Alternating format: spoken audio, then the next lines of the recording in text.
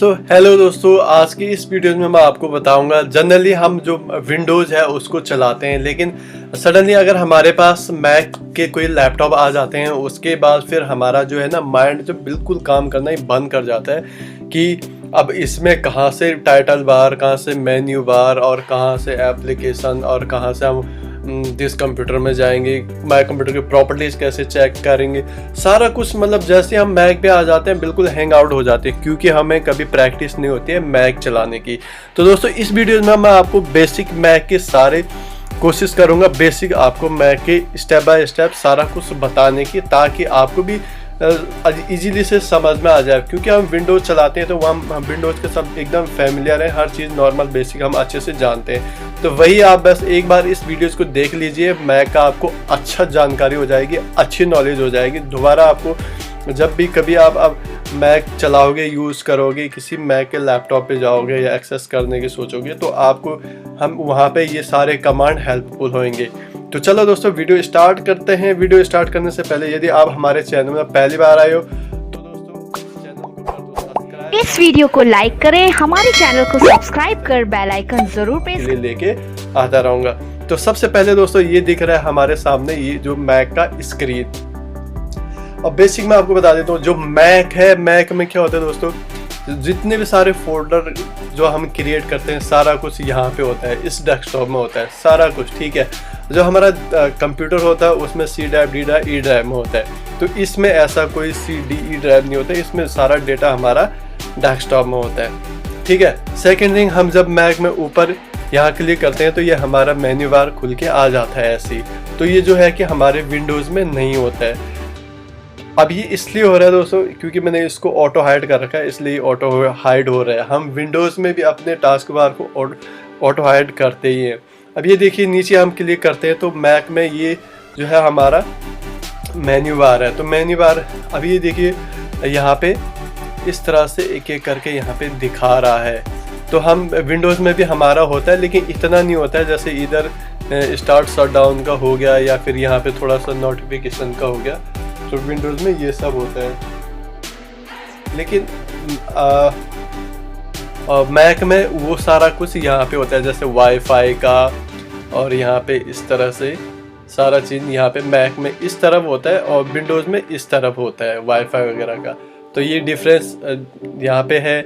और second thing, जो हम मैक में जो प्रॉपर्टीज़ देखते हैं, जैसे नॉर्मली हम विंडोज़ में दिस पीसी पे राइट क्लिक करके प्रॉपर्टीज़ देखते हैं, तो इस पे हम मैक में इस आइकन पे क्लिक करते हैं, अबाउट दिस मैक पे क्लिक करते हैं, या हमें इस मैक की जो प्रॉपर्टी दिख जाती है। तो जैसे ये दिखा रहा है कि ओवरव्यू, इसमें जो हमारे जैसे विंडोज़ होगा उसमें विंडोज़ 7 अल्टीमेट लिखा होगा, 8.1 सिंगल लिखा होगा, या फिर विंडो 10 प्रो लिखा होगा। तो इसमें क्या है, मैक ओएस कैटिलिना है, और ये इसका वर्जन है 10.15.7, ये इसका वर्जन है। विंडोज़ में भी वर्जन होता है। अब यहाँ पे ये कह रहा है कि इस लैपटॉप को भी बता रहा है कि ये मैकबुक प्रो है, ये इतना गीगाहर्ट्ज़ का है, ये प्रोसेस i5 प्रोसेसर है। तो जैसे हमारे माय कंप्यूटर की प्रॉपर्टीज़ में बताता है कौन सा प्रोसेसर है, इसमें यहाँ पे बता रहा है इसके नीचे कि इसमें 8 GB रैम लगी हुई है, इतने मेगाहर्ट्ज़ का है, DDR3 है। इस तरह से स्टार्टअप डिस्क का नाम बता रहा है ये कि क्या रखा हुआ है, इसमें ग्राफिक जो इंटेल है इतना है, सारा कुछ यहाँ पे बता रहे हैं।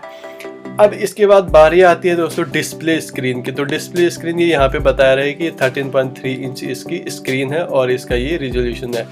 अब यहाँ पे स्टोरेज के लिए हम जैसे दोस्तों अपने जो कंप्यूटर होता है हमारा, उसमें क्या करते हैं, माय कंप्यूटर पे राइट क्लिक करते हैं, ठीक है।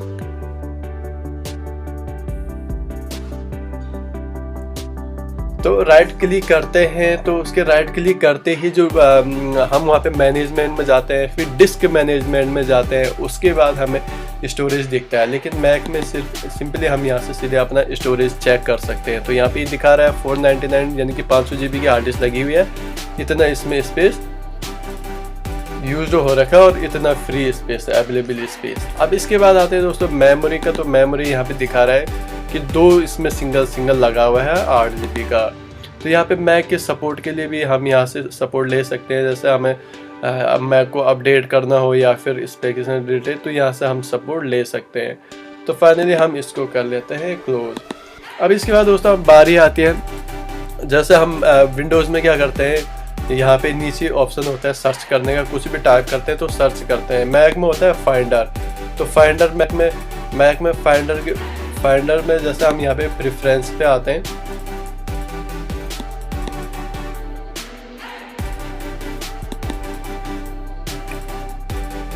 हाँ तो जैसे हम यहाँ पे क्लिक करते हैं, कुछ भी सर्च करते हैं तो मैक में होता है यहाँ पे, इस पे हम क्लिक करते हैं। मैक में यहाँ पे होता है कुछ भी हमें चाहिए होगा, जैसे हमें कमांड प्रॉम्प्ट चाहिए, तो जैसे विंडोज़ में हम विंडो आर की दबा के CMD टाइप करते हैं, लेकिन इसमें ऐसा कुछ नहीं। इसमें यहाँ पे हमने यहाँ पे सर्च पे क्लिक करा और यहाँ पे मैक में होता है टर्मिनल। विंडोज़ में कमांड होता है लेकिन मैक में होता है टर्मिनल, तो इस पे टर्मिनल हम ऐसे क्लिक करते हैं तो ये यहाँ पे इस तरह से खुल के आ जाता है। तो ये मैक का टर्मिनल है, विंडोज़ में होता है कमांड प्रॉम्प्ट, तो हम इसको कर देते हैं एग्जिट। इसी तरह से दोस्तों यहाँ पे हम कुछ भी सर्च कर सकते हैं, यहाँ पे जैसे डिस्क यूटिलिटी, डिस्क क्लीनअप, कुछ भी यहाँ पे शॉर्टकट में सारा कुछ सर्च कर सकते हैं हम यहाँ पे। जो या यदि आप हमारा कोई फाइल फोल्डर है यहाँ पे तो उसको भी हम यहाँ से सिंपली सर्च कर सकते हैं। अभी मैंने यहाँ पे डी प्रेस करा तो ये यहाँ पे डी नाम का फोल्डर भी दिखा रहा है जो यहाँ पे डेस्कटॉप में है। मतलब हमारे बैग में जो कुछ भी हम यहाँ से डायरेक्टली चेक कर सकते हैं, सर्च कर सकते हैं। तो मैं उम्मीद करता हूँ आपको सब समझ में आ रहा होगा। उसके बाद दोस्तों यहाँ पे मैं एप्लीकेशन का बता देता हूँ। हमारे कंप्यूटर में क्या होता है कि हम दिस पीसी में जाते हैं, वहाँ से दिस पीसी से हम क्या करते हैं, अब यहाँ पे दोस्तों जैसे हम अपने विंडोज़ में अनइंस्टॉलिंग पे जाते हैं, जहाँ से हम प्रोग्राम अनइंस्टॉल करते हैं। तो दोस्तों इसमें क्या होता है, इसमें अनइंस्टॉल करने के लिए हम मैक में यहाँ पे जाते हैं, सिर्फ यहाँ पे गो से जाते हैं, गो पे जाते हैं और एप्लीकेशंस पे जाते हैं।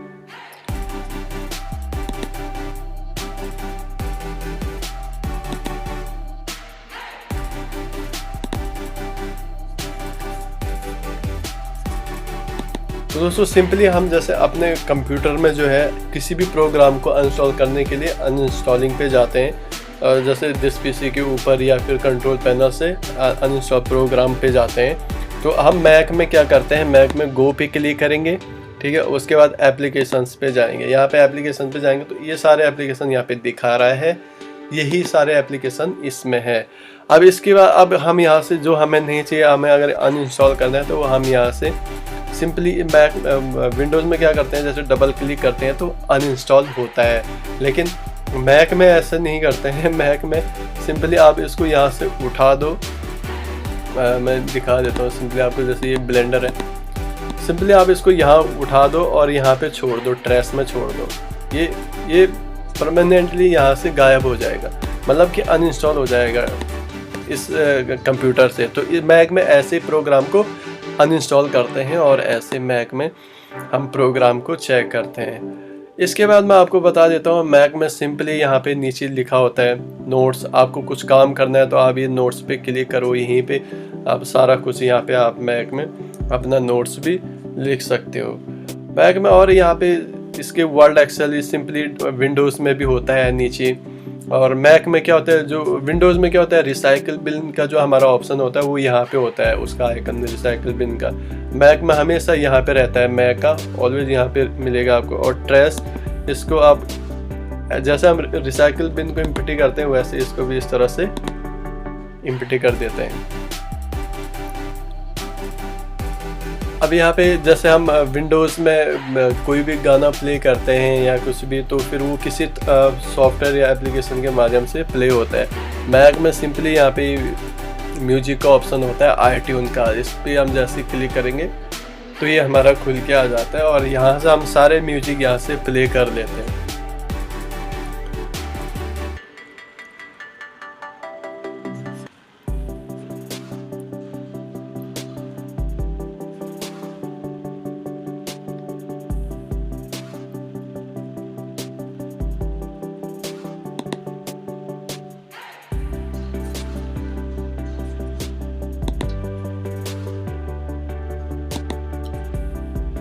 अब अगला है हमारा दोस्तों यहाँ पे इसमें मैक में एक और चीज़ है, कुछ भी आपको सर्च करना है सिरी से बोल दो, ये यहाँ से सुन करके कुछ भी आपका यहाँ पे हर चीज़ फाइंड कर लेती है।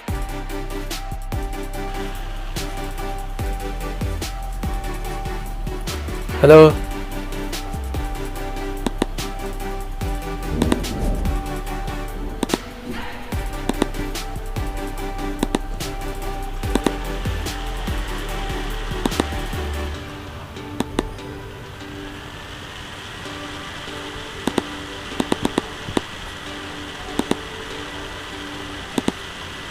Hello, hello, hello.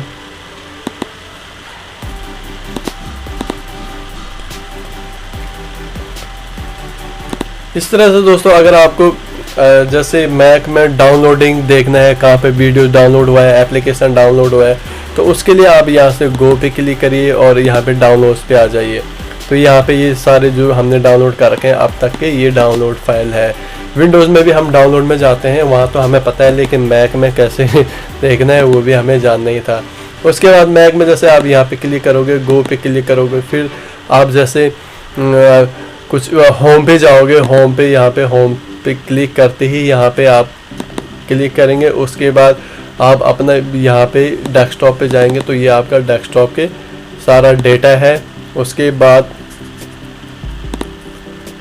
और इम्पॉर्टेंट एक और टिप्स दोस्तों, जैसे हम विंडोज़ में डेटा बैकअप लेते हैं, जैसे माय कंप्यूटर का, डॉक्यूमेंट का, डाउनलोड्स का, वीडियोस का, फ़ोटोज़ का, तो मैक में कैसे डेटा बैकअप लेते हैं वो मैं आपको यहाँ पे बताऊंगा। क्योंकि अगर आप पहली बार मैक से, आप फर्स्ट टाइम मैक से डेटा बैकअप एक्सेस करना चाहते हैं, अपने मोबाइल या कंप्यूटर में शिफ्ट करना चाहते हैं, तो यहाँ पे तो आप सिर्फ इसी का बैकअप लोगे, तो ये तो डेस्कटॉप का बैकअप है, बाकी तो डाउनलोड, फोटोज़, वीडियोज़ वो तो नहीं मिलेगा आपको। तो इस कंडीशन में डेटा बैकअप कैसे लेते हैं वो भी मैं आपको बता देता हूँ। आपको सिंपली यहाँ पे गो पे क्लिक करना है।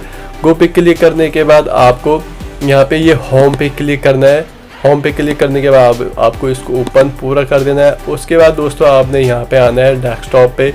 ये जो डेस्कटॉप है इसका डेटा लेना है। उसके बाद जो डाउनलोड्स है इसका डेटा लेना है। म्यूजिक होगा तो यहाँ पे म्यूजिक का डेटा लेना है। पिक्चर का डेटा, आपके मूवीज़ का डेटा, सारा यहाँ पे मिलेगा दोस्तों आपको।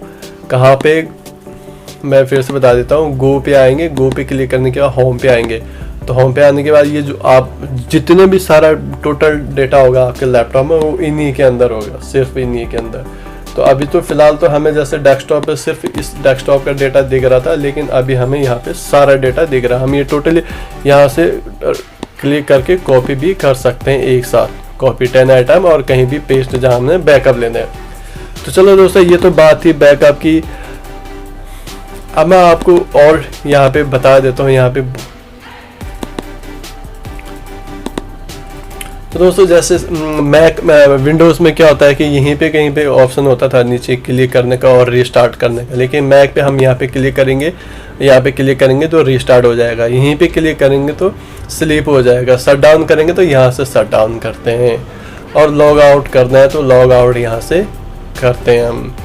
तो दोस्तों इस तरह से अब हम दोस्तों और मैं आपको बता देता हूँ मैक में हम वॉलपेपर कैसे सेट करते हैं। जो ये डेस्कटॉप वॉलपेपर है, तो मैक में हम वॉलपेपर सेट करने के लिए हम यहाँ पे एप्पल वाले आइकन पे क्लिक करते हैं, सिस्टम प्रेफरेंस पे क्लिक करते हैं, ठीक है, और उसके बाद आते हैं हम यहाँ पे डेस्कटॉप स्क्रीन सेवर पे, ठीक है। इसके बाद अब हम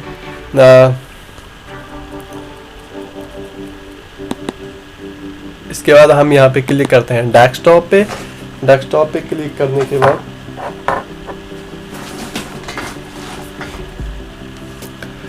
यहाँ पे हम चूज कर लेते हैं कोई भी पिक्चर जो हमारे लिए बेटर लगता है। तो हम ये यहाँ से इस तरह से इधर से चूज कर सकते हैं, या फिर इस पे डबल क्लिक करके हम इसको करेंगे ओपन। तो हम यहाँ देखेंगे क्या क्या यहाँ पे डेस्कटॉप वॉलपेपर है। तो जैसे मैं इस पे क्लिक करता हूँ, आपको बता देता हूँ। अगर मैं इसको क्लिक करता हूँ और इसको सेट करता हूँ तो ये देख लीजिए दोस्तों हमारा बैकग्राउंड में सेट हो गया है। तो मैं थोड़ा सा और इंटरेस्टिंग यहाँ पे कुछ और सेट कर लेता हूँ।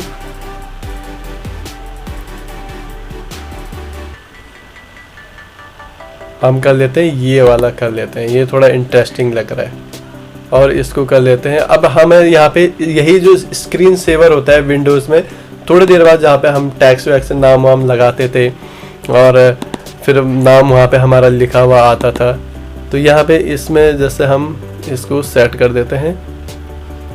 अगर हमें कुछ लिखना हो तो यहाँ पे इस मैसेज में लिख के हम अपना नाम भी टाइप कर सकते हैं, जैसे रंजिश मैकबुक। तो स्क्रीन सेवर में हम इसको कर देते हैं सेव। तो अब यहाँ पे आते हैं वापस, इसको कर देते हैं क्लोज। अब देखिए हमारा डेस्कटॉप भी, इसका कलर भी चेंज हो गया है। यहाँ पे टास्क बार दिख रहा है, नीचे मेन्यू बार दिख रहा है। अब दोस्तों यहाँ पे नेक्स्ट जो हम यहाँ पे सीखने वाले हैं,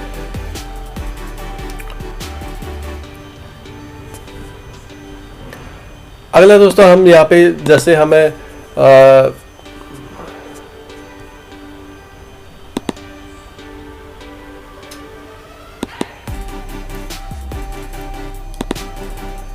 अब हम दोस्तों आगे बात आते हैं डेट एंड टाइम चेंज करने की। विंडोज़ में हम डेट एंड टाइम चेंज करने के लिए कंट्रोल पैनल में जाते हैं, वहाँ से date and time setting change करते हैं, या फिर यहाँ पे नीचे पे ऑप्शन आता है। लेकिन हम मैक में कहाँ से चेंज करेंगे वो मैं आपको बता देता हूँ। हम यहाँ पे इस आइकन पे क्लिक करेंगे, सिस्टम प्रेफरेंस पे आएंगे, तो यहाँ पे मैक में यहाँ से डेट एंड टाइम चेंज होता है। इसको कर देते हैं हम क्लोज। उसके बाद फिर आपको अगला नेक्स्ट बता देता हूँ, सिस्टम प्रेफरेंस पे हम आएंगे। उसके बाद यहाँ से ही हम यहाँ पे हम अपने जैसे कोई भी यहाँ पे